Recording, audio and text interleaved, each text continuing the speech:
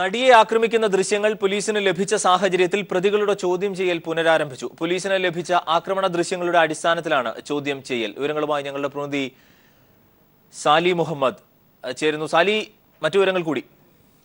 അരുൺ, ഏതായാലും നിർണായക വിജയം നേടിയിരിക്കുന്നു എന്നാണ് ഇന്ന് രാവിലെ നമ്മൾ സംസാരിച്ച ഒരു അന്വേഷണ സംഘത്തിലെ ഉയർന്ന ഉദ്യോഗസ്ഥൻ പറഞ്ഞത്. അതായത് അങ്ങനെ തന്നെയാണ് അവരുടെ വിലയിരുത്തൽ. ഏതായാലും ഈ ദൃശ്യങ്ങൾ വീണ്ടെടുക്കാനായതും വലിയ വിജയം അന്വേഷണ ഘട്ടത്തിലും തുടർന്ന് കോടതിയിലെത്തുമ്പോഴും നേടിയെടുക്കാൻ കഴിയുമെന്ന പ്രതീക്ഷയിൽ തന്നെയാണ്. ഏതായാലും ഈ പ്രതികളെ ചോദ്യം ചെയ്യുകയാണ്.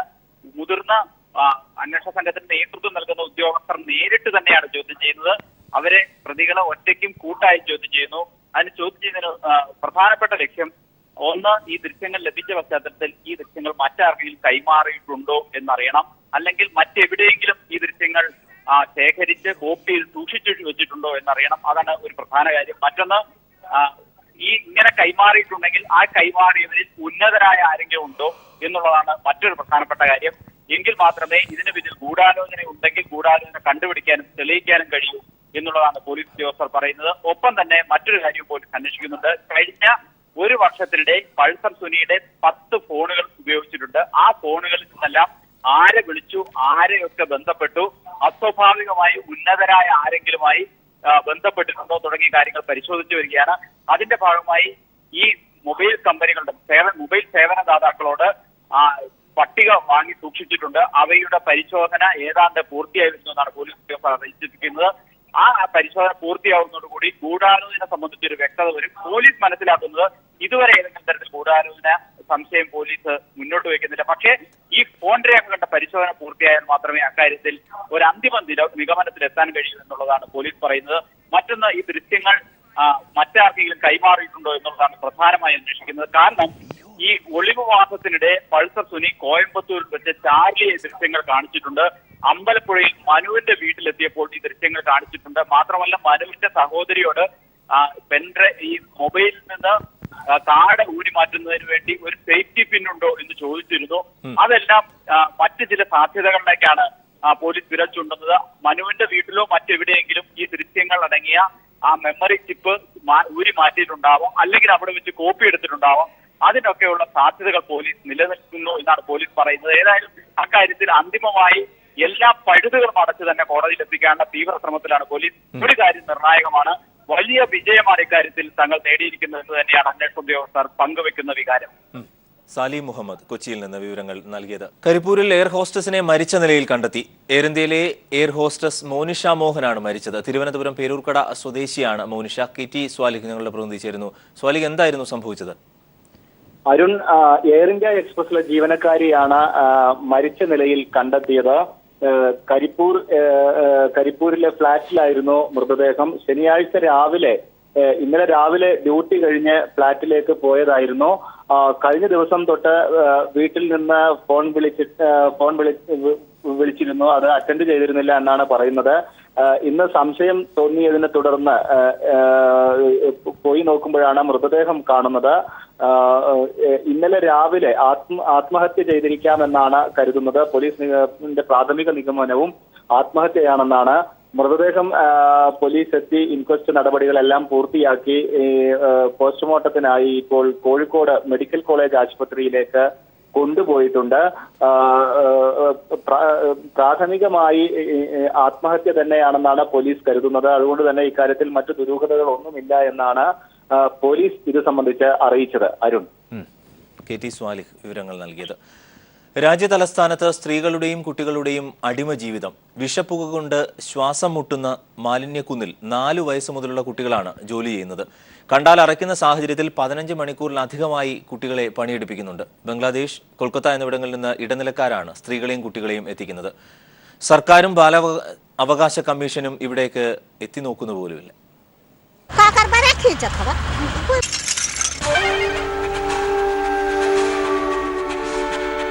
രാജ്യതലസ്ഥാനത്തെ മാലിന്യത്തിന്റെ 3/4 പങ്കും ദിനംപ്രതി നിക്ഷേപിക്കുന്ന ബെൽസ്വ. 200 അടി ഉയരത്തിലെ ഈ മാലിന്യ കുന്നിൻ മുകളിൽ ഞങ്ങൾ കണ്ടത് പുനരധിവാസം തൊട്ടു തീണ്ടാത്ത നരക ജീവിതങ്ങളെ.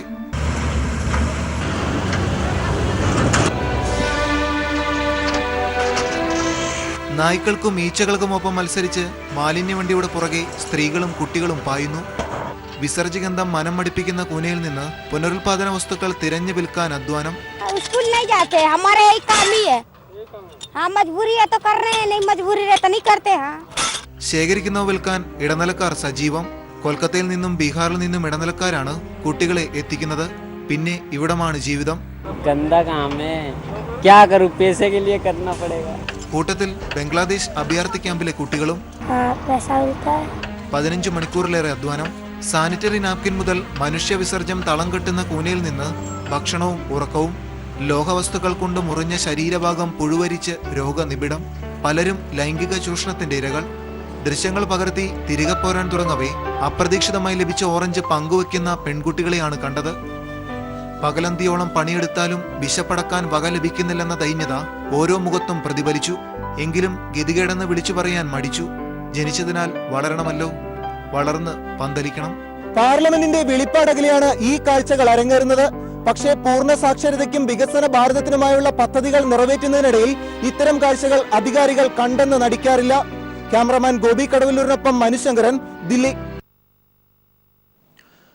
കൊട്ടിയൂർ പീഡന കേസിൽ വയനാട് CWC അംഗങ്ങൾ ഒളിവിൽ. പ്രതിയായ വൈദികനെ വിദേശത്തേക്ക് രക്ഷപ്പെടുത്താൻ ശ്രമിച്ച വൈദികനെതിരെയും പോലീസ് അന്വേഷണം ആരംഭിച്ചിട്ടുണ്ട്. വിവരങ്ങളുമായി ഞങ്ങളുടെ പ്രതിനിധി അനൂപ് KR ചേരുന്നു. അനൂപ്, കൂടുതൽ അറസ്റ്റ് ഇന്നുണ്ടാകുമെന്ന് പ്രതീക്ഷിച്ച ഇരുന്നൊരു സാഹചര്യത്തിലാണ് ഈ വാർത്ത വരുന്നത്. എന്താണ് സംഭവിക്കുന്നത്? അരുൺ, കൊട്ടിയൂരിൽ വൈദികൻ പീഡിപ്പിച്ച പ്രായപൂർത്തിയാകാത്ത പെൺകുട്ടിയെ പ്രസവത്തിന് ആശുപത്രിയിൽ എത്തിച്ചവർ ഉൾപ്പെടെ 2 കന്യാസ്ത്രീകളും ഒരു ഇതുമായി ബന്ധപ്പെട്ട് 5 കന്യാസ്ത്രീകൾ അടക്കം 8 പ്രതികളാണ് ഉണ്ടായിരുന്നത്. സംഭവത്തിൽ കുറ്റകൃത്യം മറച്ചുവെച്ചവർക്കെതിരെയെല്ലാം കേസെടുത്തിട്ടുണ്ട്. ഇതനുസരിച്ച് ഇരയായ പെൺകുട്ടി കുഞ്ഞിന് ജന്മം നൽകിയ കൂത്തുപറമ്പ് ക്രിസ്തുരാജ ആശുപത്രിക്കെതിരെയും പോലീസ് കേസെടുത്തിരുന്നു. പ്രസവത്തിന് സഹായിച്ച 2 കന്യാസ്ത്രീകൾ ഉൾപ്പെടെ 3 സ്ത്രീകളെയും കേസിൽ പ്രതി ചേർത്തിട്ടുണ്ട്. കുട്ടിയെ താമസിപ്പിച്ച വയനാട് വൈത്തിരിയിലെ സർക്കാർ അംഗീകൃത ദത്തെടുക്കൽ കേന്ദ്രത്തിനെതിരെയും കേസ് നിലനിൽക്കുന്നുണ്ട്. ഇതുമായി ബന്ധപ്പെട്ടുള്ള അന്വേഷണങ്ങൾക്കായി കഴിഞ്ഞ ദിവസം കൊട്ടിയൂർ SIന്റെ നേതൃത്വത്തിലുള്ള ഒരു പോലീസ് സംഘം വയനാട്ടിൽ എത്തിയിരുന്നു. എന്നാൽ ഇവരെ കണ്ടെത്താൻ സാധിക്കാതെ അവർ തിരിച്ചു പോവുകയാണ് ഉണ്ടായത്. ഇന്നലെ തന്നെ അവരെ പിടികൂടുമെന്ന വിധത്തിലുള്ള റിപ്പോർട്ടുകൾ പുറത്തു വന്നിരുന്നുവെങ്കിലും ഇവരെ കണ്ടെത്താൻ സാധിച്ചിരുന്നില്ല. ഇതിനിടെയാണ് ഈ സംഭവവുമായി ബന്ധപ്പെട്ട് വലിയ ഗുരുതരമായ ആരോപണങ്ങൾ ഉയർന്ന വയനാട് ചൈൽഡ് വെൽഫെയർ കമ്മിറ്റി ചെയർമാനും അതിലൊരു അംഗത്തിനുമെതിരെ ആരോപണങ്ങൾ ഉയർന്നു വന്നിരുന്നു. ഇവരെയും ഇതുമായി ബന്ധപ്പെട്ട് കേസിൽ പ്രതി ചേർക്കാനുള്ള ശ്രമങ്ങൾ പോലീസ് തുടരുകയാണ്. ഇതുമായി ബന്ധപ്പെട്ട് ചെറിയ സാങ്കേതിക പ്രശ്നമുണ്ടായിരുന്നു. ഇവർ നിലവിൽ CWC ഭാരവാഹികളായി ഇരിക്കുന്ന ഒരു സാഹചര്യത്തിൽ ഇവരെ പോലീസ് നടപടികൾക്ക് ചില പ്രശ്നങ്ങൾ ഉണ്ടായിരുന്നു. ഏതായാലും ഇവരെ തൽസ്ഥാനത്ത് നീക്കിക്കൊണ്ട് സംസ്ഥാന സർക്കാരിന്റെ ഉത്തരവ് നാളെ ഇറങ്ങാനിരിക്കെ ഇവർക്കെതിരെയും കേസെടുക്കും എന്ന ഒരു വിവരത്തിന്റെ അടിസ്ഥാനത്തിലായിരിക്കാം ഇവർ ഒളിവിലായത് എന്നാണ് സൂചന. ഏതായാലും ഇപ്പോൾ വയനാട്ടിൽ ഇവരെ ബന്ധപ്പെടാൻ സാധിക്കാത്തൊരു സാഹചര്യമാണുള്ളത്. ഇന്നലെ വരെ ഇവരെല്ലാം ഇവിടെ ഉണ്ടായിരുന്നു, ഈ കന്യാസ്ത്രീകൾ ഉൾപ്പെടെ. എന്നാൽ ഇന്നുമായി പോലീസ് ഇതുമായി ബന്ധപ്പെട്ട അന്വേഷണത്തിലൊന്നും ഇവർ വയനാട്ടിൽ ഇല്ല എന്നുള്ള ഒരു വിവരമാണ് പോലീസിന് നമുക്ക് ലഭിക്കുന്നത്.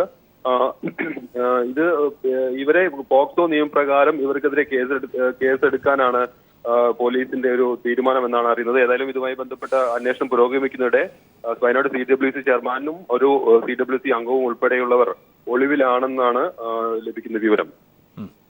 അനൂപ് KR വയനാട്ടിൽ നിന്ന്.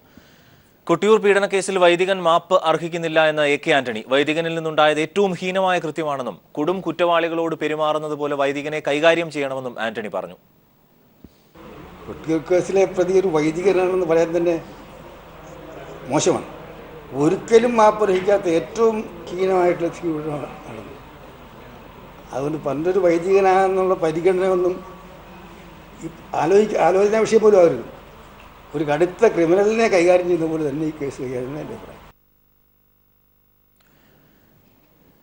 കൊട്ടിയൂർ പീഡന കേസിൽ വൈദികന്റേത് ഗുരുതരമായ തെറ്റെന്ന് കർദിനാൾ മാർ ജോർജ് ആലഞ്ചേരി. രാജ്യത്തിന്റെ നിയമമനുസരിച്ച് കുറ്റക്കാരെ ശിക്ഷിക്കണം. സംഭവിച്ചത് വലിയ തെറ്റാണ്, ഇതിൽ ഖേദമുണ്ട്. ഇത്തരം തെറ്റുകൾ ആവർത്തിക്കാതിരിക്കാൻ സഭ നടപടിയെടുക്കുമെന്നും കർദിനാൾ ആലഞ്ചേരി കൊച്ചിയിൽ പറഞ്ഞു. ഇപ്പോൾ നടന്നിരിക്കുന്ന കുറ്റകൃത്യം തീർച്ചയായിട്ടും അതീവ ഗുരുതരമാണ്. അത് നമ്മുടെ രാജ്യത്തിൻ്റെ നിയമമനുസരിച്ചുള്ള നടപടിക്രമങ്ങൾക്കനുസരിച്ച് പരിശോധിച്ച് നിയമത്തിൻ്റേതായിട്ടുള്ള നടപടി ഉണ്ടാകേണ്ടതാണ്. അത് ആ രീതിയിൽ അതിനോടുള്ള എല്ലാ സഹകരണവും മാനന്തവാടി രൂപതയുടെ ഭാഗത്തു നിന്ന് ഉണ്ടാകുമെന്നും ബന്ധപ്പെട്ടവരത് നൽകുമെന്നും പറഞ്ഞിട്ടുണ്ട്. അപ്പോൾ അതാണ് ഇപ്പോഴത്തെ നമ്മുടെ പ്രധാനപ്പെട്ട ഒരു വിഷയം. തീർച്ചയായിട്ടും അത് വളരെ ഗുരുതരമായ ഒരു തെറ്റായിപ്പോയി. കുറ്റകൃത്യം വളരെ ഉണ്ടാകരുതായിരുന്നു. അതിൽ തീർച്ചയായിട്ടും അതിനോട് ബന്ധപ്പെട്ടവർക്കും സഭയ്ക്കുമൊക്കെ ദുഃഖമുണ്ട്, വേദനയുണ്ട്.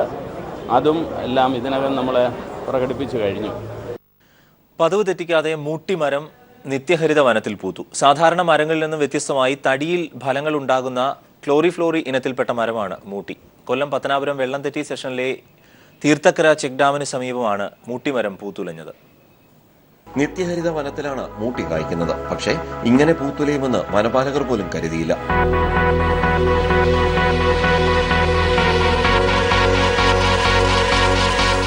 ബൊക്കനേറിയ കോട്ടാലാൻസീസ് എന്ന ശാസ്ത്രീയ നാമത്തിൽ അറിയപ്പെടുന്ന മൂട്ടിയിൽ മരത്തിന്റെ മൂട് തൊട്ട് മുകളിലേക്കാണ് ഫലം വിളയുന്നത്.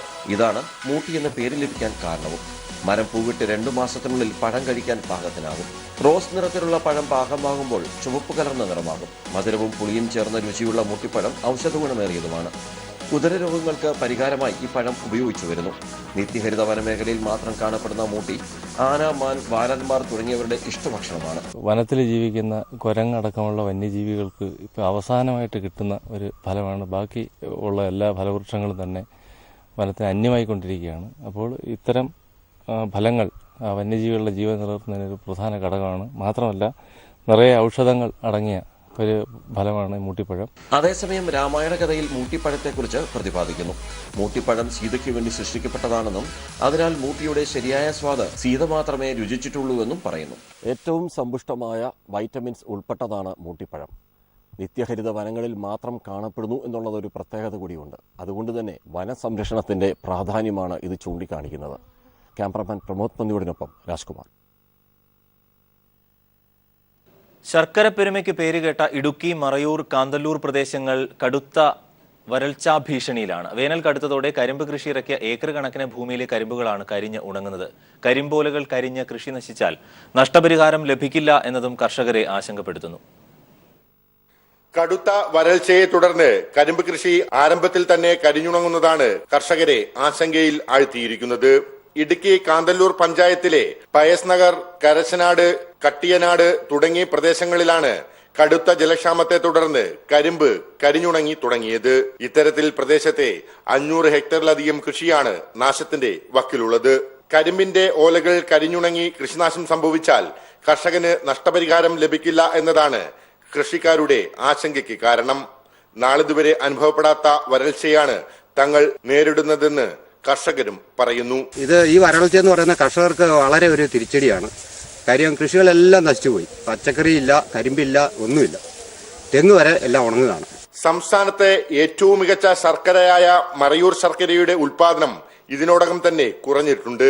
വേനലിൽ കൃഷിനാശം കൂടി കനത്തതായാൽ ഈ മേഖലയിൽ പണിയെടുക്കുന്ന ആയിരക്കണക്കിന് കുടുംബങ്ങളാണ് പട്ടിണിയിലാകുക. കഴിഞ്ഞ സർക്കാരിന്റെ കാലത്ത് നടപ്പിലാക്കിയ ജലസേചന പദ്ധതികൾ കർഷകർക്ക് പ്രയോജനം ചെയ്യുന്നില്ലെന്നും ഈ പ്രദേശത്തെ കാഴ്ചകളിൽ നിന്നും വ്യക്തമാണ്. News bureau, Idukki.